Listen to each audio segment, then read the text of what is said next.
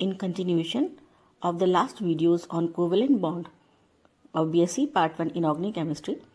In this video we are going to study about संयोजकता कोश electron युग्म प्रतिकर्षण सिद्धांत और valence shell electron pair repulsion theory. सन 1914 में सिज्विक एवं पॉवेल ने बहुपरमाणुवीय सहसंयोजक अणुओं की ज्योमेट्री को स्पष्ट करने के लिए एक सिद्धांत प्रतिपादित किया, जिसे संयोजकता कोश इलेक्ट्रॉन युग्म प्रतिकर्षण सिद्धांत कहा जाता है।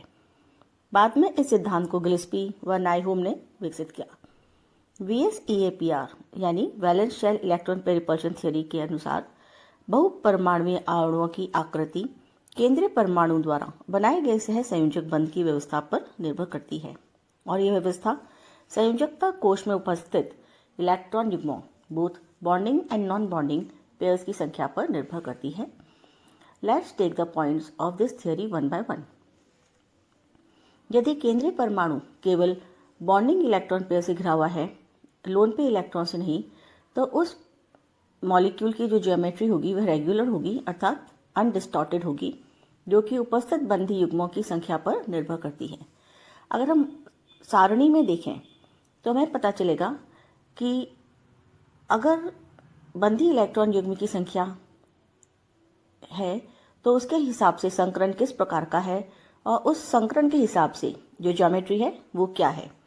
तो सबसे पहले हम देखते हैं संकरण का प्रकार sp है, यौगिक BeCl2 है, इसमें बॉन्डिंग इलेक्ट्रॉन का जो पेयर नंबर है वो 2 है और ज्योमेट्री I इसकी लीनियर। अगर sp2 हाइब्रिडाइजेशन है, फॉर एग्जांपल BF3, इसमें बॉन्डिंग इलेक्ट्रॉन पेयर की संख्या 3 है और जो इसकी ज्योमेट्री आती है वो आती है प्लेनर ट्राइगोनल। अगर हाइब्रिडाइजेशन sp3 है, अगर हम CH4 का देखें तो उसमें number of bonding electron pair 4 है और ज्योमेट्री इसकी टेट्राहेड्रल है। अगर हम sp3d की बात करें और एग्जाम्पल PCl5 का लें तो हम देखते हैं कि इसमें बंधी इलेक्ट्रॉन युग्म की संख्या 5 है और जो ज्योमेट्री है वो है ट्राइगोनल बाइपिरामिडल। जबकि sp3d2 हाइब्रिडाइजेशन में अगर हम एग्जाम्पल SF6 का लेते हैं तो हम देखते हैं कि इसमें बॉन्डिंग इलेक्ट्रॉन पेयर की संख्या 6 है और जो इसकी ज्योमेट्री आती है वो आती है ऑक्टाहेड्रल। जबकि sp3d3 का अगर हम एग्जाम्पल लेते हैं, फॉर एग्जाम्पल IF7, इसमें जो बॉन्डिंग इलेक्ट्रॉन पेयर है उनकी संख्या 7 है और जो ज्योमेट्री इसकी आती है वो है पेंटागोनल बाइपिरामिडल। इसका जो दूसरा पॉइंट है वो ये है कि यदि किसी अणु में केंद्रीय परमाणु बंधी इलेक्ट्रॉन युग्मों तथा एकाकी इलेक्ट्रॉन युग्मों दोनों से घिरा है तो आकृति नियमित न होकर अनियमित अर्थात डिस्टॉर्टेड होती है। इसका कारण एकाकी युग्म का बड़ा होना है। बंधी युग्म दो परमाणु के मध्य साझित यानी शेयर रहता है, जबकि एकाकी युग्म केवल केंद्रीय परमाणु के प्रभाव में रहने से अधिक फैला रहता है। यही कारण है कि जो इलेक्ट्रॉन युग्मों के मध्य प्रतिकर्षण होता है वह इस क्रम में होता है कि लोन पेयर के मध्य प्रतिकर्षण सबसे ज्यादा होता है और बॉन्डिंग पेयर के मध्य प्रतिकर्षण सबसे कम होता है और जो लोन पेयर बॉन्डिंग पेयर के मध्य प्रतिकर्षण होता है वह इन दोनों के थोड़े मध्य प्रकार का होता है। तो हम देखते हैं ये बॉन्ड पेयर है जिसमें जो इलेक्ट्रॉन पेयर है वह दोनों अणुओं को बिलोंग करते हैं, बॉन्डेड अणुओं को, जबकि जो लोन पेयर है वह सिर्फ उस अणु को बिलोंग करता है जिसके ऊपर ये लोन पेयर इलेक्ट्रॉन होता है।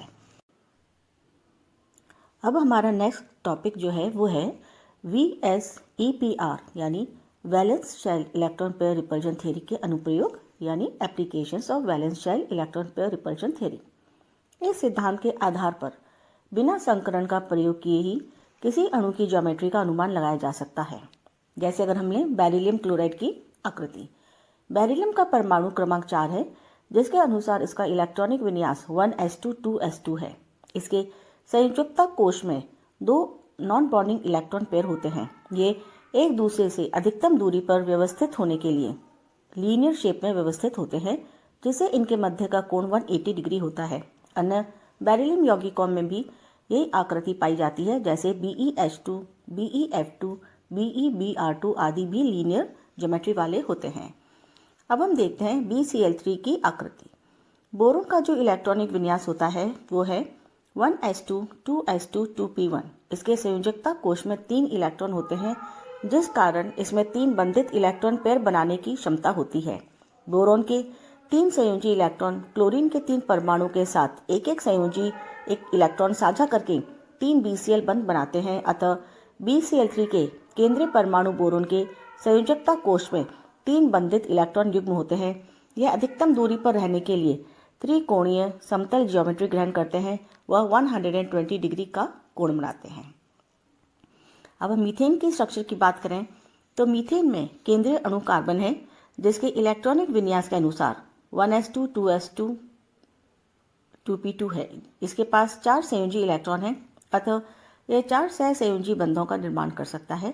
चारों बंधों में परस्पर समानता होने के कारण यह सिमेट्रिकल टेट्राहेड्रल आकृति बनाता है। इसके बीच का जो कोण होता है वह 109.5 डिग्री होता है।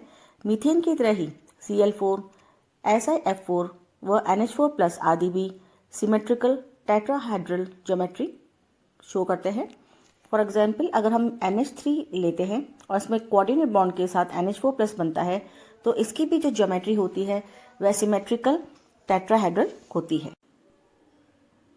अमोनिया अणु की आकृति देखें तो अमोनिया के केंद्रीय परमाणु नाइट्रोजन का इलेक्ट्रॉनिक विन्यास 1s2 2s2 2p3 होता है। इसके पास 5 संयोजी इलेक्ट्रॉन हैं, जिनमें से 3 के साथ हाइड्रोजन के 3 परमाणु बंध बनाते हैं तथा एकाकी इलेक्ट्रॉन युग्म अनाबंधित रहता है। अर्थात NH3 अणु में नाइट्रोजन का परमाणु 3 हाइड्रोजन परमाणु व एकाकी इलेक्ट्रॉन युग्म को मिलाकर चारों तरफ से घिरा हुआ होता है, परंतु VSEPR सिद्धांत के अनुसार लोन पेयर बॉन्ड पेयर में बॉन्ड पेयर की तुलना में अधिक प्रतिकर्षण होता है। इस कारण अमोनिया अणु की ज्योमेट्री में कुछ डिस्टॉर्शन आ जाता है और तीनों NH बंध इलेक्ट्रॉन युग्म के प्रतिकर्षण के कारण अंदर की ओर दब जाते हैं तथा बंध कोण 109.5 डिग्री से घटकर 107 रह जाता है, जिस कारण अमोनिया की आकृति सिमेट्रिकल टेट्राहेड्रल न रहकर पिरामिडल हो जाती है। इसी प्रकार PCl3 H3O+ तथा NF3 भी पिरामिडल स्ट्रक्चर बनाते हैं। H3O आयन या हाइड्रोनियम आयन की संरचना भी अमोनिया की तरह पिरामिडल होती है। इसमें भी जैसे अमोनिया में होता है, ऑक्सीजन के साथ 3 हाइड्रोजन परमाणु कोवेलेंटली बॉन्डेड होते हैं तथा इसके पास भी एक लोन पेयर ऑफ इलेक्ट्रॉन होता है और इस लोन पेयर के प्रतिकर्षण के कारण जो बॉन्ड एंगल है वह कम हो जाता है और डिस्टॉर्टेड टेट्राहेड्रल कह सकते हैं इसको, या फिर टेट्राहेड्रल न रह सिमेट्रिकल टेट्राहेड्रल न रहकर यह पिरामिडल शेप का हो जाता है। H2 यानी जल के अणु का केंद्रीय परमाणु ऑक्सीजन है, जिसका इलेक्ट्रॉनिक विन्यास 1s2 2s2 2p4 है, अर्थात इसके पास 6 संयोजी इलेक्ट्रॉन हैं। इनमें से 2 इलेक्ट्रॉन के साथ हाइड्रोजन के 2 परमाणु बंध बनाते हैं व 4 इलेक्ट्रॉन 2 अनाबंधी इलेक्ट्रॉन युग्म बनाते हैं। दोनों अनाबंधी इलेक्ट्रॉन युग्म अधिक स्थान घेरते हैं तथा ये HOH बंध को दबाए झुका देते हैं, जिससे डिस्टॉर्शन आता है एवं HOH बंध कोण 109.5 डिग्री से घटकर 104.5 डिग्री रह जाता है। वह जल के अणु की आकृति अगर हम देखें तो V शेप्ड हो जाती है। जल के अणु के पास अगर हम देखें तो अमोनिया के अणु की तुलना में इसके पास एक नॉन बॉन्डिंग इलेक्ट्रॉन पेयर अधिक होता है, जिसके कारण HOH बंध में NHOH बंध की अपेक्षा ज़्यादा डिस्टॉर्शन होता है। तो जहाँ अमोनिया का जो अणु होता है वह पिरामिडल होता है, वहीं पर जो वाटर का अणु होता है वह V शेप ले लेता है। SbCl2, PbCl2, OF2 एवं ICl2+ आदि भी इसी प्रकार यानी V शेप की संरचना दिखाते हैं। अब हम ClF3 अणु की बात करें तो ClF3 अणु में Cl यानी क्लोरीन का परमाणु केंद्रीय परमाणु है, जिसके बाह्य कक्ष में यानी वैलेंस इलेक्ट्रॉन में वैलेंस शेल में 7 इलेक्ट्रॉन्स होते हैं, जो कि 3s2 3p5 से प्रदर्शित होते हैं, जिनमें से 3 इलेक्ट्रॉन 3 फ्लोरीन परमाणुओं के साथ मिलकर सहसंयोजी बंध बनाते हैं तथा शेष 4 इलेक्ट्रॉन 2 अनाबंधित इलेक्ट्रॉन युग्म का निर्माण करते हैं। इस प्रकार केंद्रीय परमाणु क्लोरीन 5 इलेक्ट्रॉन युग्मों से घिरा रहता है। 5 इलेक्ट्रॉन युग्मों के आधार पर ClF3 अणु की ज्योमेट्री त्रिकोणीय द्विपिरामिडीय होनी चाहिए, परंतु हमने देखा 5 में से 3 बंदी हैं तथा 2 आबंदी इलेक्ट्रॉन युग्म होने के कारण ClF3 अणु की आकृति में डिस्टॉर्शन आ जाता है और वह ऑलमोस्ट टी शेप का हो जाता है, जिसमें अगर हम देखें तो FClF का जो एंगल है वो 90 डिग्री से घटकर 87.6 डिग्री रह जाता है, जबकि IClF4 माइनस आयन जो होता है, इस आयन में आयोडीन के कक्षकों में sp3d2 संकरण होता है, जिसमें एक संकृत कक्षक क्लोराइड आयन से इलेक्ट्रॉन युग्म ग्रहण करने के लिए रिक्त रहता है। इस प्रकार ICl4 माइनस ऋण आयन में आयोडीन परमाणु 3 सहसंयोजक व एक कोऑर्डिनेट बॉन्ड के द्वारा क्रमशः 3 Cl से 1 क्लोराइड आयन से व 2 अनाबंधी इलेक्ट्रॉन युग्म से रहता है, अर्थात 6 इलेक्ट्रॉन युग्मों से घिरा रहता है। 2 एकाकी इलेक्ट्रॉन युग्मों के कारण इस ऋण आयन की वर्ग समतल्य यानी स्क्वायर कोप्लेनर संरचना होती है। अब हम ICl2 आयन की बात करते हैं। ICl2 माइनस आयन, यह संरचना sp3d3 संकरण के कारण होती है, वह रैखिक होती है। आयोडीन का एक अर्धपूरक sp3d कक्षक एक क्लोरीन के अर्धपूरक p कक्षक के साथ अतिव्यापन करके ICl सिग्मा बॉन्ड बनाता है। 5 संकरित sp3d कक्षकों में एक कक्षक क्लोरीन के साथ एक 2p कक्षक से प्राप्त होने वाले इलेक्ट्रॉन युग्म को ग्रहण करता है। इस प्रकार ICl2 माइनस में एक सहसंयोजक व एक उप सहसंयोजक बंध स्थापित हो जाता है। इसके अतिरिक्त केंद्रीय परमाणु आयोडीन पर 3 एकाकी इलेक्ट्रॉन युग्म भी उपस्थित होते हैं, जिसके कारण इसकी आकृति द्विपिरामिडीय न होकर रैखिक होती है। तो अगर हम देखें तो आयोडीन के साथ 2 क्लोरीन परमाणु बंधित हैं, एक कोवलेंट बॉन्ड से, एक कोऑर्डिनेट बॉन्ड से, और एक प्लेन में 3 इलेक्ट्रॉन पेयर जो नॉन बॉन्डिंग है रहते हैं, और जो क्लोरीन के जो 2 एटम्स हैं जो बंधित हैं कोवलेंट बॉन्ड से और कोऑर्डिनेट बॉन्ड से, वह प्लेन के ऊपर होता है एक, और एक प्लेन के नीचे होता है। इस प्रकार ये 180 डिग्री का एंगल बनाता है और एक रेखीय स्ट्रक्चर देता है। SF4 अणु की बात करें तो SF4 में केंद्रीय परमाणु S के पास 6 संयोजी इलेक्ट्रॉन होते हैं, जिनमें से 4 इलेक्ट्रॉन 4 फ्लोरीन परमाणु के साथ 4 सिग्मा बंध बनाते हैं व 2 इलेक्ट्रॉन एकाकी इलेक्ट्रॉन बनाते हैं।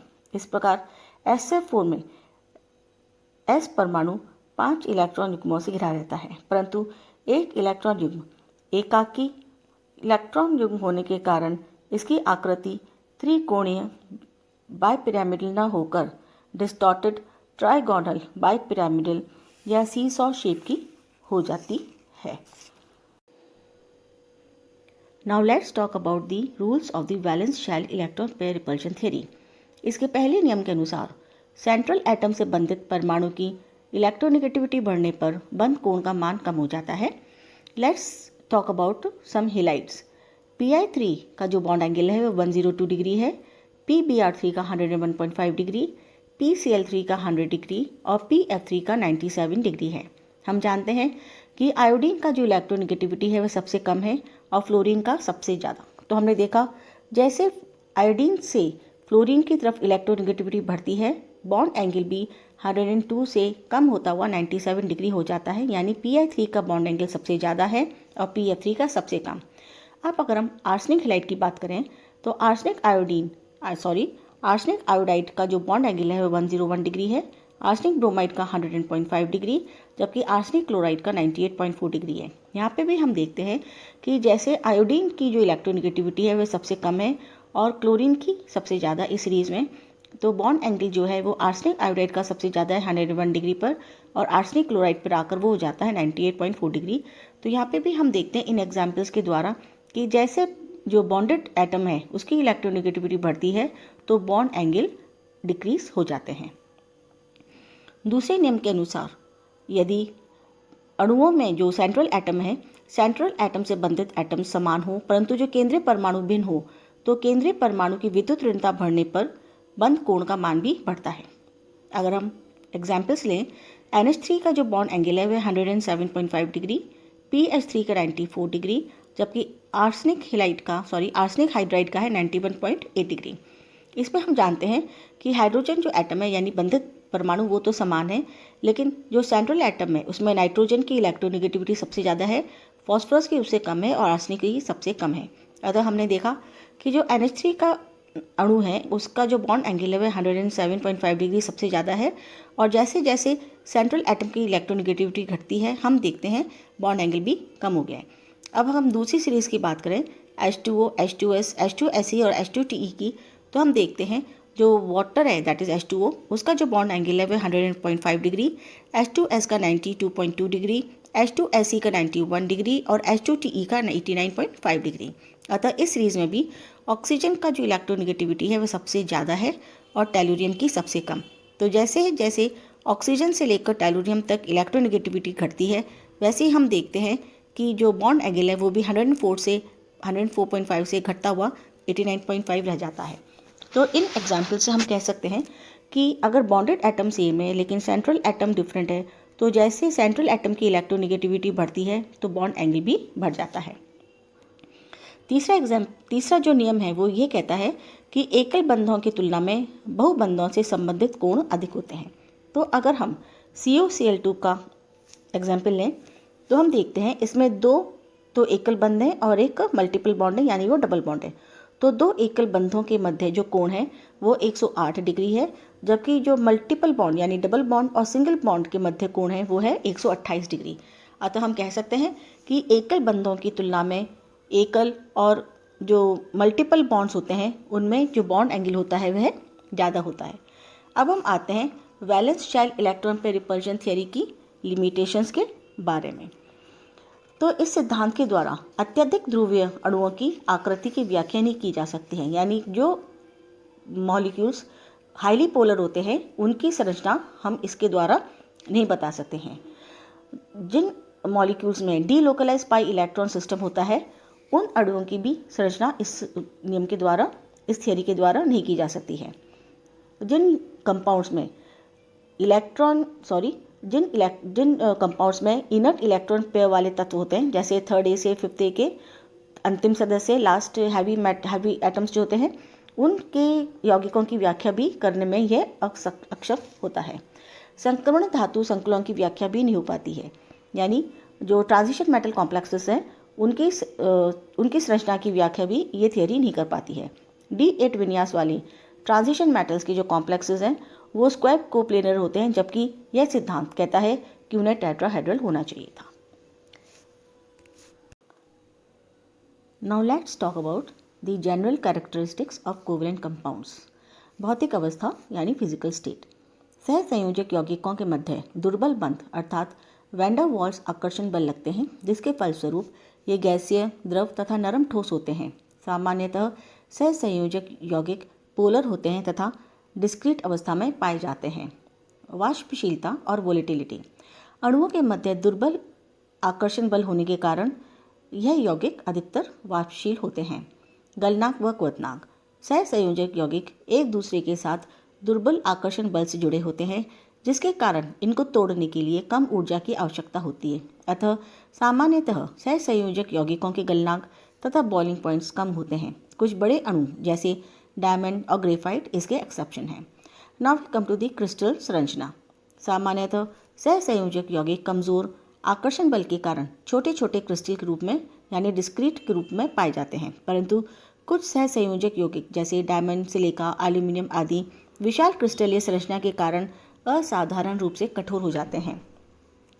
जो डायमंड होता है वह कार्बन का एक अपरूप होता है, जिसमें कार्बन परमाणु sp3 संकृत अवस्था में होता है एवं यह कार्बन परमाणु टेट्राहेड्रली अन्य 4 sp3 संकृत कार्बन परमाणुओं से जुड़ा होता है और इसी कारण कोवेलेंट कंपाउंड होने के बावजूद भी हीरा अत्यधिक कठोर होता है। इसी प्रकार कार्बन का अन्य अपर रूप ग्रेफाइट होता है, जिसमें कार्बन परमाणु sp2 संकृत होता है तथा परस्पर एक नियमित हेक्सागोन के रूप में जुड़कर चादर के समान परतें बनाता है। ये 4 परतें एक दूसरे से 0.34 nm की दूरी पर वैन डर वाल बंधों के द्वारा स्थिर रहती हैं। एक परत में प्रत्येक कार्बन परमाणु के मध्य 0.14 nm की दूरी होती है। चूंकि इसमें कार्बन sp2 संकृत होता है, अतः इसके pz कक्षक में प्रत्येक कार्बन परमाणु पर एक अनपेड इलेक्ट्रॉन प्रेजेंट होता है जो कि नॉन बॉन्डेड होता है, और इसे ही हम गतिशील इलेक्ट्रॉन कहते हैं। यानी ये जो नॉन बॉन्डेड इलेक्ट्रॉन है, ये it is not bonded to any other carbon atom, अतः ये मोबाइल होता है। और इसी इलेक्ट्रॉन के कारण जो ग्रेफाइट होता है वह कोवेलेंट कंपाउंड होने पर भी विद्युत का सुचालक होता है। Now we come to the electrical conductivity. सहसंयोजक यौगिकों में मुक्त इलेक्ट्रॉन न होने के कारण यह विद्युत के कुचालक होते हैं, और जैसा कि हमने ग्रेफाइट के एग्जाम्पल देखा, ग्रेफाइट का एग्जाम्पल इसका एक्सेप्शन है। समावयवता। सहसंयोजक बंध दृढ़ एवं दिशात्मक होते हैं, अतः इनमें कई प्रकार की समावयवता मिलती है। सॉल्युबिलिटी। सहसंयोजक यौगिक नॉन पोलर होने के कारण कार्बनिक विलायकों में घुलनशील होते हैं। If we talk about the chemical reactions या रासायनिक अभिक्रियाएं, तो हम देखते हैं कि जो सहसंयोजक यौगिक होते हैं उनमें कुछ पुराने बंध टूटते हैं, वह नए बंध टूटते हैं जब कोई केमिकल रिएक्शन होती है। इसके अतिरिक्त सहसंयोजक यौगिकों की अभिक्रियाएं आणविक प्रकृति की होने के कारण धीमी गति से संपन्न होती हैं। धीमी गति होने के कारण इनकी जो काइनेटिक स्टडी है उसका अध्ययन आसानी से किया जा सकता है। That's all for today. Thank you.